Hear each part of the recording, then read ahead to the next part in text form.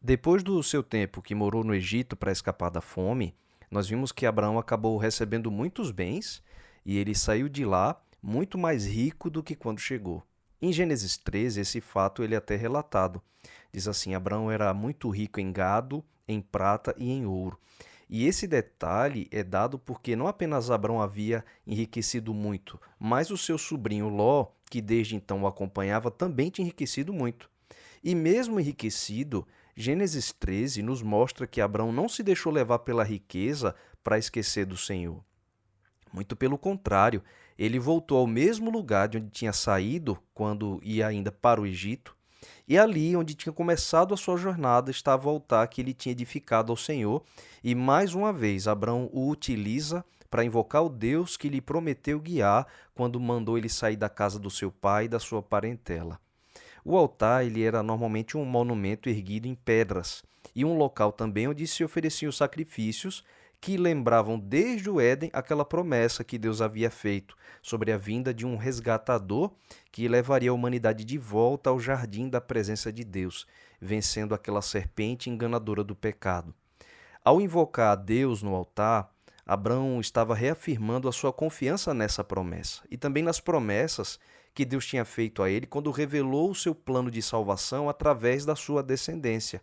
Então seria de Abraão que viria o descendente prometido àquele primeiro casal, Adão e Eva. Mas em meio à abundância da riqueza de Abrão e Ló, aí um problema começou a acontecer. Como ambos possuíam agora muito gado, os pastores de um estavam entrando em conflito com os pastores do outro. E, como diz Jesus, lá em Mateus 12, 25, todo reino dividido contra si mesmo é devastado, e toda cidade ou casa dividida contra si mesma não subsistirá. Se por causa da sua abundância ambos já brigavam entre si como inimigos internos, então como é que eles poderiam se defender dos inimigos externos? Porque o capítulo ainda detalha que havia povos da descendência maldita de Canaã naquelas regiões, diz o verso 7. Nesse tempo, os cananeus e os ferezeus habitavam na terra. Então era um risco para eles se eles não estivessem unidos, pelo contrário, brigando entre si.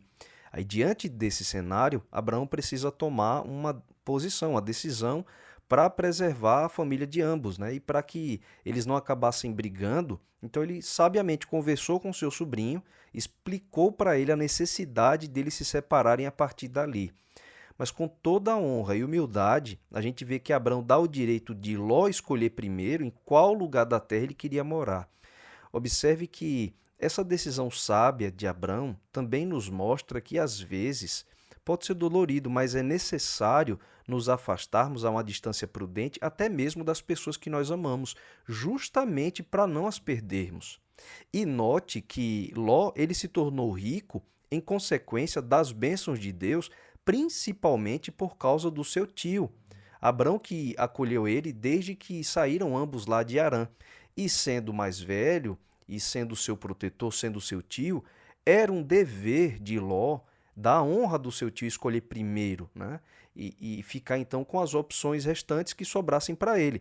Mas pensando em si mesmo em primeiro lugar, Gênesis 13 diz assim: Então levantou Ló os olhos e viu toda a planície do Jordão, que era toda bem regada, antes de haver o Senhor destruído Sodoma e Gomorra, e era como o jardim do Senhor, como a terra do Egito, até chegar a Zoar. Está no verso 10. Se essa terra era tão boa, então ela não deveria ser dada primeiro ao seu tio, que lhe acolheu, e por causa de quem ele era agora tão rico? Mas não pensando nisso, Ló quis apenas o melhor para si. E aí o verso 11 diz que ele escolheu para si toda a planície do Jordão e partiu para o Oriente. Assim se apartaram um do outro. Agora veja como o pecado funciona de forma sutil. A gente viu que Ló poderia ter ficado apenas com aquela planície do Jordão, que era regada pelo rio Jordão, era fértil, a ponto de lembrar até o jardim do Éden. Mas olha o detalhe do que acontece em seguida. Diz assim, na continuação, ali por meio do verso 13: Ló habitou nas cidades da planície e foi armando as suas tendas até chegar a Sodoma. Aí o próprio autor vai nos dar um indício de que um desastre está para acontecer por causa disso. Diz o verso 13: Ora, os homens de Sodoma eram maus e grandes pecadores contra o Senhor. Para a Bíblia dizer não só que eram maus, mas grandes pecadores, é porque aqueles homens eram muito ruins, e é o que a gente vai ver nos próximos capítulos. O pecado ele é sorrateiro. A gente vê que aos poucos, não era a intenção inicial, mas aos poucos, Ló foi armando a sua tenda. Não foi de uma vez, não foi de uma forma abrupta, ele não caiu, não saiu para o que era mal de uma vez. Ele foi aos poucos, ele foi armando a sua tenda até que ele acabou indo morar em Sodoma. A princípio, ninguém jamais diria que Ló, sobrinho de Abraão, homem de Deus, ele chegaria tão longe, né? Mas ele foi se afastando aos poucos e indo aos poucos, quem sabe, até onde o pecado pode nos levar. Em Sodoma, Ló expôs a sua família a um tipo de violência generalizada que era comum na época, a toda sorte de imoralidades sexuais que estavam também envolvidas com os cultos pagãos das divindades cananitas. E agora, Ló estava vivendo em meio à loucura degradante do mundo, aceitando isso e vivendo com a sua família ali. Com falta de sabedoria, não dando honra ao seu tio, diz que Ló levantou os olhos e escolheu o que era melhor à sua vista. Ele não orou, ele não pediu conselho, ele fez o que era melhor aos seus olhos e assim acabou indo morar lá em Sodoma. Esse padrão de escolher o que parece melhor aos próprios olhos, isso nos lembra também aquela escolha de Eva lá no jardim, quando olhando para a árvore do conhecimento do bem e do mal, ela desejou o seu fruto proibido. A gente vê esse padrão se repetir em Ló, ao levantar os olhos e escolher o que melhor lhe parecia, ao ponto de lhe parecer bom ir morar em Sodoma, mesmo com a fama dos moradores dali sendo maus e grandes pecadores contra o Senhor, como foi dito. E é isso que o pecado fez com Eva, fez com Ló e também faz conosco. A gente levanta os olhos para desejar o que é mal, desejando o que vai ser para a nossa própria destruição. E Tiago explica bem isso, lá em Tiago 1, versos 14 e 15. Ele diz assim: cada um, porém, é tentado quando atraído e enganado pelos seus próprios desejos. Então o desejo, havendo concebido, dá à luz o pecado, e o pecado, sendo consumado, gera a morte. Diferente de Ló, Abrão recebe de Deus a ordem de levantar os olhos para escolher. Diz assim os versos 14 e 15. Disse o Senhor a Abrão, depois que Ló se apartou dele: levanta agora os olhos e olha desde o lugar onde estás, para o norte, para o sul, para o oriente e para o ocidente, porque toda esta terra que vês te hei de dar a ti e a tua descendência para sempre. Olha, pode parecer que Abrão tinha perdido o melhor da terra porque ele deu essa escolha primeiro ao seu sobrinho Ló. Mas Deus mostra que não. Confiando na definição de Deus sobre o que era melhor, Abrão podia levantar agora os olhos e ele não precisava escolher, porque na verdade toda a terra que a sua vista alcançava seria dele e da sua descendência, e o melhor, com a bênção de Deus. Fica aqui uma importante lição.